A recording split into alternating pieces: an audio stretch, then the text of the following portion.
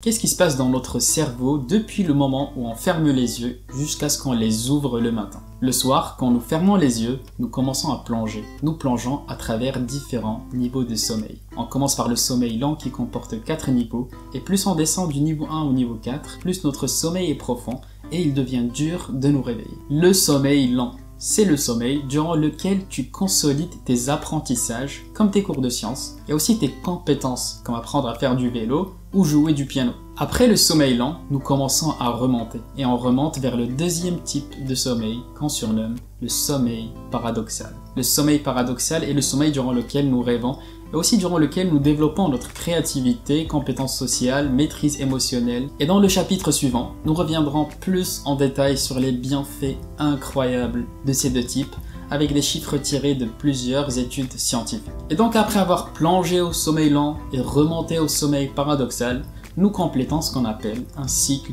de sommeil. Et durant une nuit en général, nous expérimentons entre 5 à 6 cycles de sommeil avant de nous réveiller le matin. Et tous ces cycles ont la même durée qui est d'environ 90 minutes. Mais la différence entre eux, c'est le pourcentage qu'ils contiennent de sommeil lent et de sommeil paradoxal.